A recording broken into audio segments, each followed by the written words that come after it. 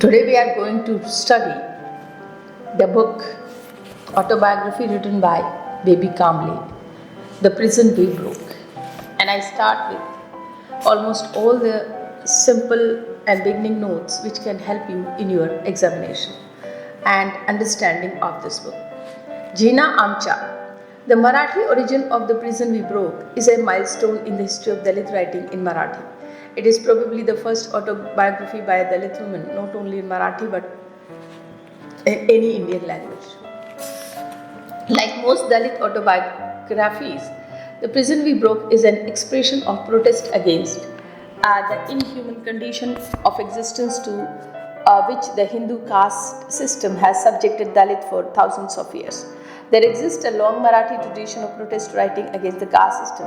Since the 19th century, radical social reforms like Mahatma Phule and Shahu Maharaj has raised their voice against the atrocities of the Brahmin-dominated caste system. It was Dr. Babasaheb Ambedkar who provided the intellectual and ideological foundations for a sustained critiques of the caste system.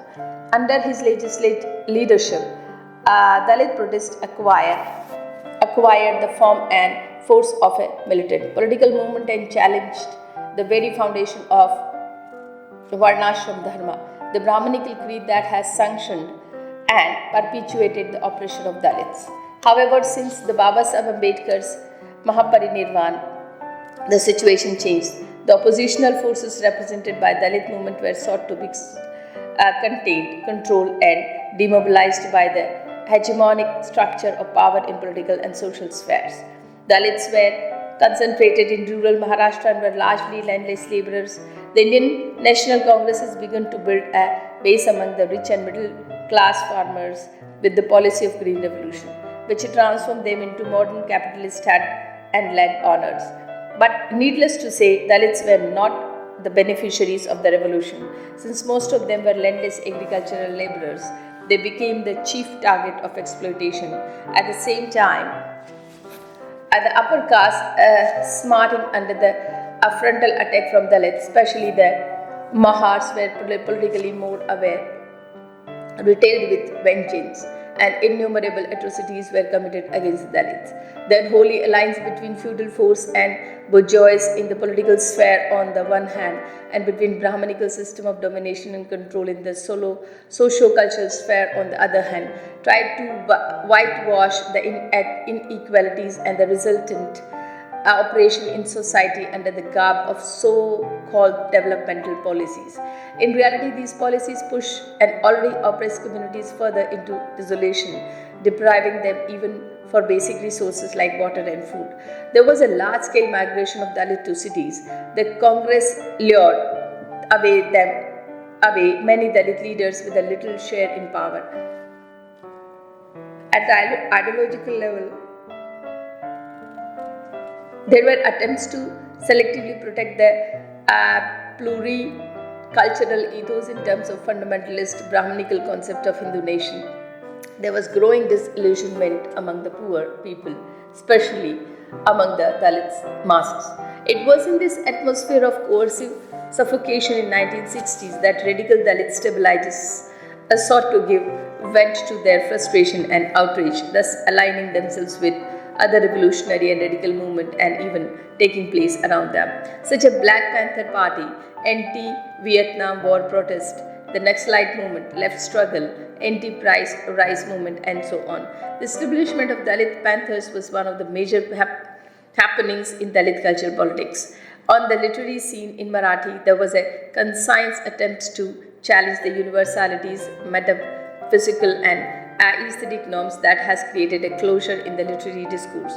The literary magazine movement and the writing produced by the Dalit Panthers rebelled against established literary, linguistic, formal and cultural conversation, opening up new horizons of creative articulation to engage with the dis-ease and chaos in the world.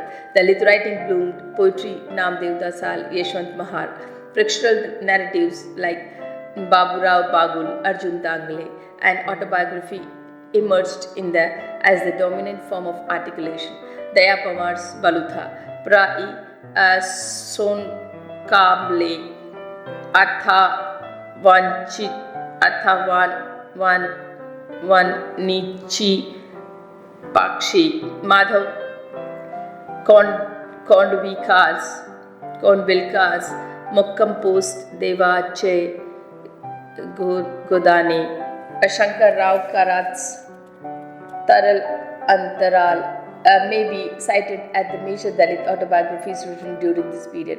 Baby Kamble's autobiography, The Prison We Broke, is located in the tradition of direct self-assertion, but it also went into two steps ahead. It was a head-on confrontation with Brahmanical hegemony on one hand and with patriarchal domination on the other.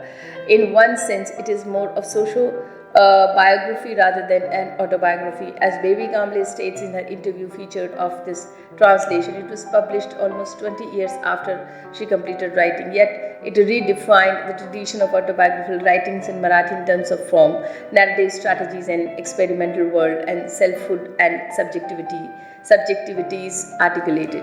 The Prison We Broke is written with a deep-rooted urge to engage with the history of the Mahar community operation.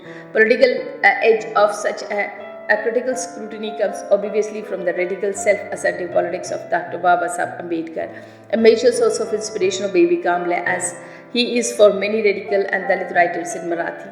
Whereas Dalit autobiographies by men are in sense written in a fixed readership of the Dalit and non-Dalit readers, Baby Kamble categorically asserts that she is writing for her people. In her preface in the original 1986 Marathi autobiography, she asserts, "Today our young, educated and so-called progressive people are ashamed of using this word Mahar. But what is there to be ashamed of? It tells us that we are great Mahars and of this Maharashtra, the true origin sons of the soil. Even the name Maharashtra derives from my name, and though you may feel awkward using this name, I do not. I love this word Mahar. It flows in my veins, my blood, and it makes me aware to the core of being, of the tremendous struggle for truth we have waged." Baby Kamble's engagement is the history of Dalit oppression. She does not try to glorify the life of Dalit community. Rather, she explicitly states that her intention is to subject the life of her community to critical scrutiny in order to demonstrate how a Brahmanical domination has turned the Mahars into slaves, forcing them to live in conditions worse than animals. In this book, I have represented many details of the life of our community without any shame and awkwardness, and readers too should not feel embarrassed by them. My only intention in sharing this story with my children and grandchildren, my daughter and daughter-in-laws, or to show them the furnace of the suffering of true sons of soil have come out. The further generations must know this. How else would they understand a tremendous accomplishment of our Bhima? How else would they know that he managed to do what millions of generations before him had not been able to? Clearly, the fire of emancipatory struggle characterizes this recasting of history. Memory becomes a device to inculcate the urge of resistance in further generations. It also serves the purpose of bringing to book the Hindu caste system as the perpetrator of heinous crimes against humanity. My throat is extremely disturbed. It's not easy for me to read now. During the course of her narration, Baby Kamble brings alive a world that is constituted by different locations. The difference is not only in terms of geography. Her world is physically located on the margins of the village and also on the margins of the social imaginary. It is at once alienating and alienated by being cut off from the village as an unclean, impure, polluting and untouchables. The custom, rituals, rites, festivals and jatras, as she describes, are indeed a source of unexplored treasure for sociologists. As Marxist Bernstein states in her brief introduction to Jina Amcha. But more than that, they present the composite apparatus of Brahmanical dominance perpetuated through superstition, illiteracy, ignorance and oppressive practices. Baby Kamble narrates reflect her love for her people without seeming to glorify the terrible tribal condition. Outrage against the inhuman condition of existence and love for our suffering people are originally focused to evolve a self-critical and yet human and mature tone. Nowhere does the narration sink into self-pity. On the contrary, the narration is focused with the subtle and sense of humor and evidenced by a description of ritual bath, unwashed children with dripping nose, and games and the weddings. Another significant feature of the prison we broke is that transparency with which baby Kamble brings out the internal trauma in the psyche of our people's situation in threshold of the fundamental transformation. A description of being negotiated with this whirlwind of the change, the contradiction impulse they had to confront, their bewilderment and doubts, their urge for self-assertion, the intense struggle between the pulse and oppressive yet familiar way of life and promise for more dignified yet unfamiliar new world, bring to light a new view from within which would otherwise have been irretrievably lost. A singular important aspect of Gina Amcha's Baby Kamble, Dalit feminist critics of patriarchy, she graphically described the physical and psychological violence women have to undergo in both the public and private sphere. If the Mahar community is another form of Brahmin, Mahar women become other form of Mahar man. Baby Kamble demonstrate how caste and patriarchy converge to perpetuate exploitative practices against women. It is here that the urge to define the self becomes most evident in women. Baby Kamble shows the remarkable dignity and resilience of the Mahar women in their struggle through which they have emerged as the agent of transformation in their community. The prison we broke thus brings to light experimental world as well as a discursive practice that have rarely been discussed in the mainstream literature. It reveals the diverse ways in which that the resistant selfhood and subjectivity of not just as individual but an enteric marginalized communities constructed. It also brings to the fore a tremendous transformation potential Operation People to change the world. Maya Pandit, Hyderabad. Now we are going to read the preface to the first edition. Writing this book made me aware of many important things for the first time. In this book, the word Mahar occurs as many places today. Our young, educated and so-called progressive people are ashamed of using this word. But what is there to be ashamed of? On contrary, the word Mahar makes us feel proud. It tells us that we are the great Mahar of the Maharashtra. To proclaim loud that we are the true origin sons of the soil where the born. We are not renegade outsiders. This land is ours. She is my family. She is the mother who sends testimony to the fact that I am born of here. I am the Mahar of this Maharashtra. Even the name Maharashtra derives from my name, and though you may feel awkward using this name, I do not. I love this word Mahar. It flows in my veins, in my blood, and makes me aware to the core of my being of tremendous struggle for truth that we have waged. In this book, I have presented many details of the life of our community without any shame or awkwardness, and readers too should not feel ashamed by them. In the last 50 years, what kind of life did a Mahar lead? What were his experiences? He was crying his heart out with the agony of humiliation. He was bound by the chains of slavery. My only intention in sharing his history with my children and grandchildren, my daughter and daughter-in-laws, and so show that furnace of the suffering, the true sense of the sun, soil have come out of. What chains of slavery has bound their hands and feet, and ordeals of fire the Mahars have passed through. The future generations must know this. How else would they understand the tremendous accomplishment of our beam? How else would they know that he achieved this stupendous success single-handed? How else would they know that he managed to do what millions of generations before had not been able to? We did not accept the shameful state of being. We were forced to. A particular community forced it upon us, and that is why there is no reason for us to feel ashamed of our past. Be aware of the reality around you. Today we have crossed these barriers and left them behind. Today we live a much better life. It was being who gave us this freedom. Had we been free then, in those past centuries, we would have been 2 steps ahead of everyone. That is the valiant spirit our community has, but that is exactly what they did not want. That is why they chained us suppressed us under the huge weight of so many burdens.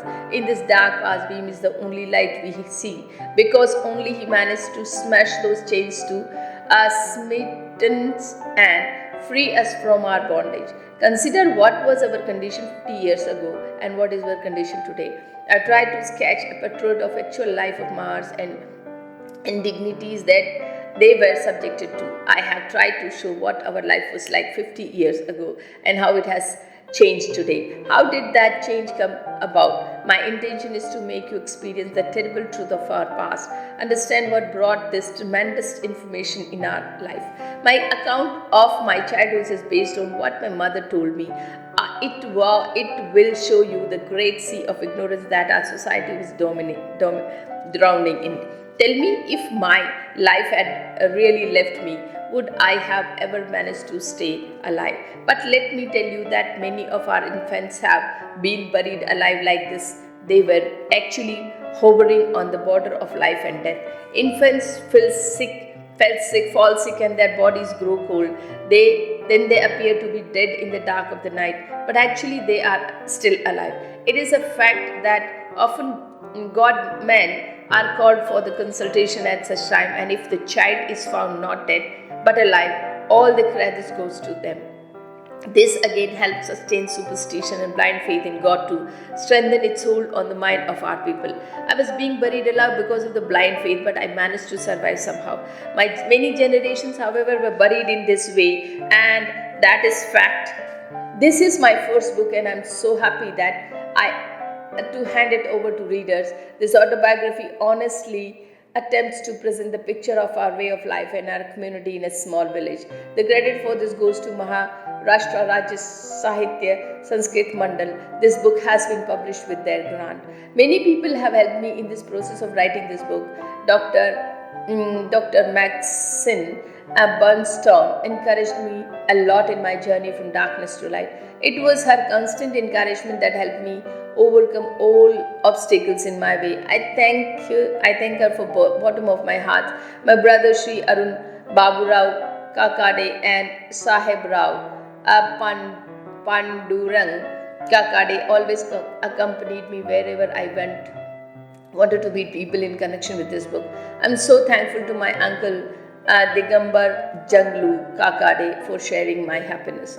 Nandu Dadu Ahiwale and Ramesh Tukaram Adhav also rendered valuable help. My son Chandan and daughter Kunda also helped me a lot. I thank them all. But most importantly, I have been greatly inspired by the power of tremendous strength that emanated from the first fire called Bhim. I am in debt to the moral power he presented, which enabled me to articulate my experience fearlessly. This great son of soil, the son smashed the chain of slavery that has bound us for millions of years. He taught a people who were compelled to live the ignoble life of animals to demand the right to live a dignified human life. He taught religion which was standing on its head. It too stand its shrine, and he transformed our lives as if they were there with a magic wand.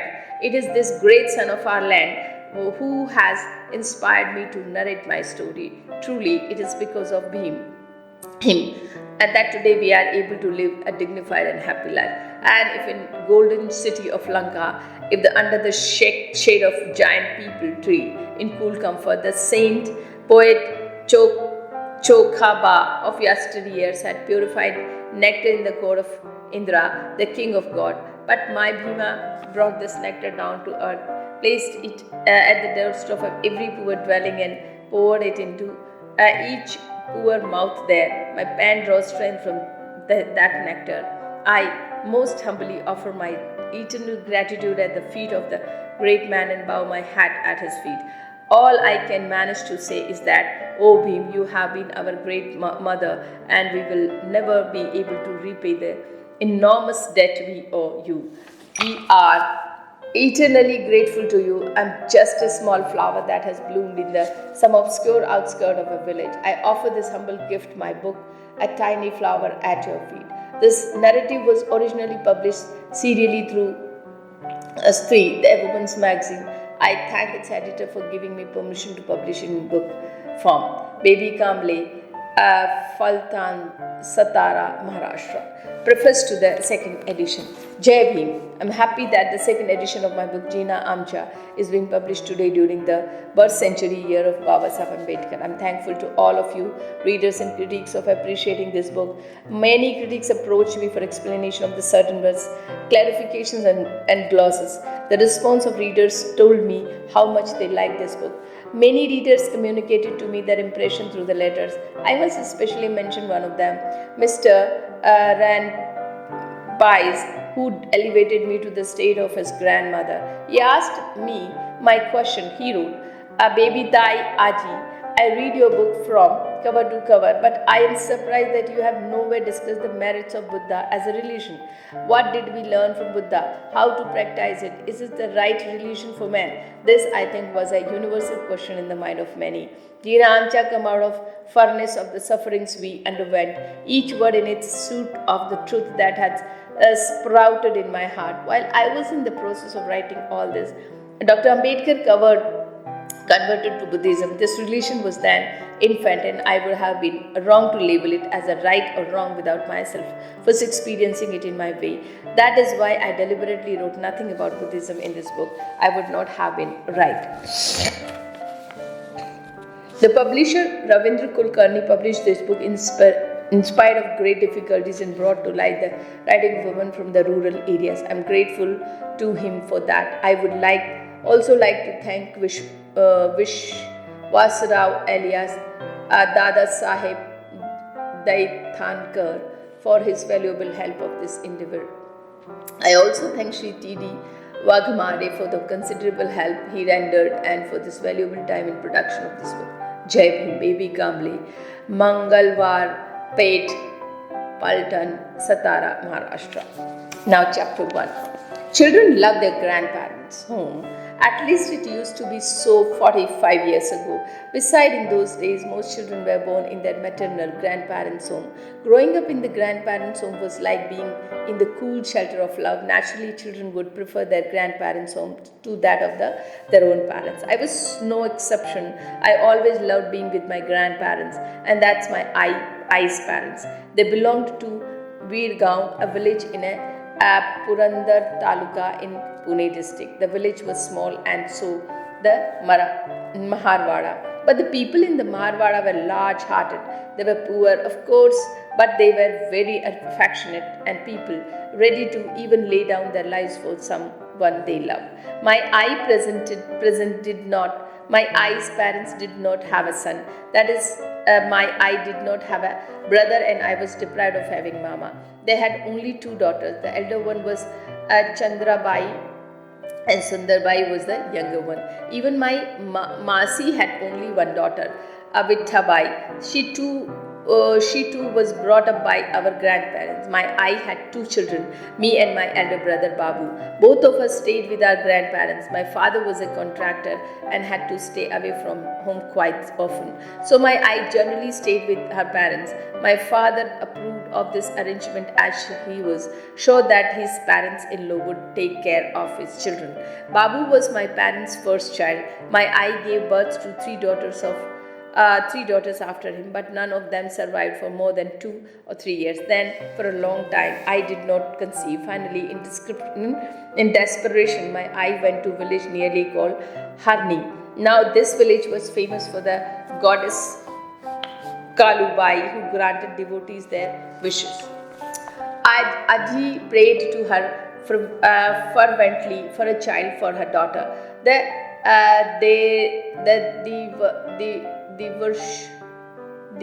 Varushin in the village had also put the Angara mark on Aji's forehead, and as luck would have it, I was born. I felt ill when I was about 1.5 years old, and in couple of weeks time, I came very close to dying. One day at about 6 in the morning, my condition began to get worse. My body grew cold in a couple of hours. My Aji and neighbors started wailing loudly. My aunt cried so much that she almost fainted with grief.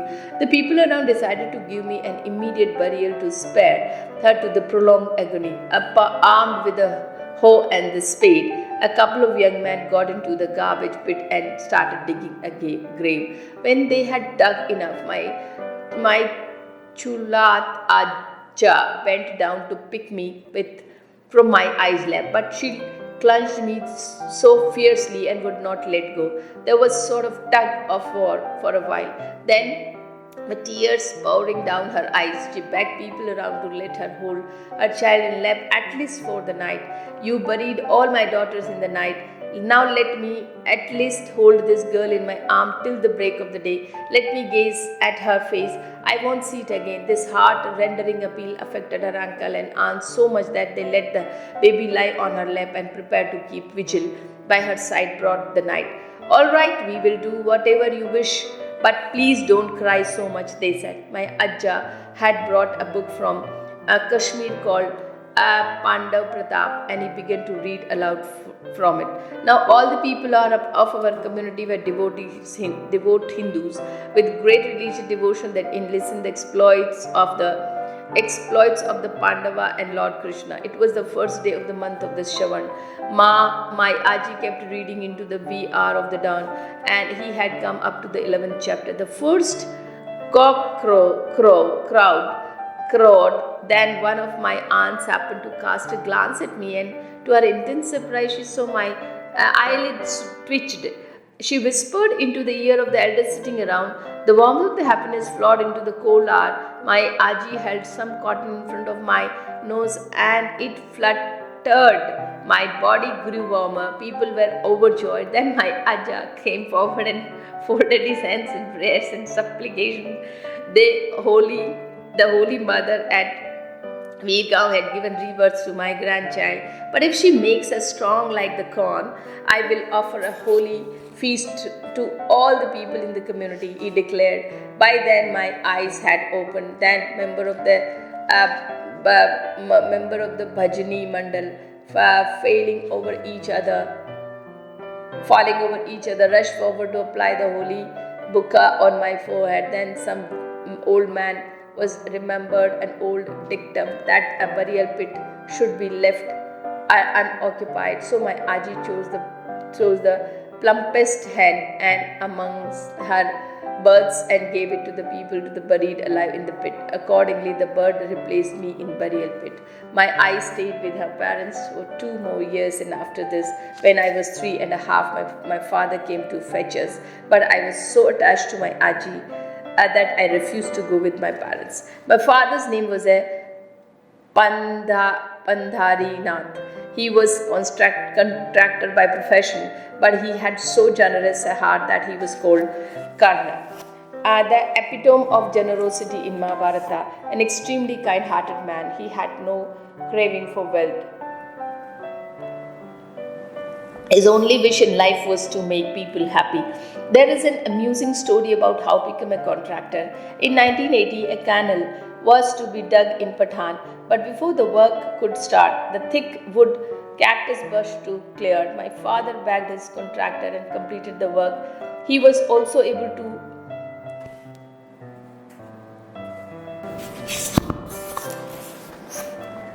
My father's name was Pandurinath. He was a contractor by profession, but he had so generous a heart that he was called Karna, the epitome of generosity in the Mahabharata. An extremely kind-hearted man. He had no craving for wealth.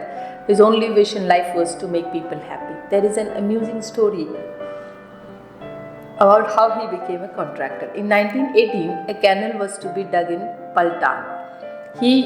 But before the work could start, the thick wild cactus bushes had to be cleared. My father bagged this contractor and completed the work quite satisfactorily. He was also able to work out a little profit. He developed a liking for this profession. When work on the canal started, laborers got paid at the rate of 1 cowrie shell per basket of soil removed. For carrying 50 baskets of soil, 50 cowries would be paid. 5 cowries fetch 1 ganda, that is 1 pie. 5 pies made a paisa. So the laborer could make a 10 paisa every day. People somehow managed to survive on that meager amount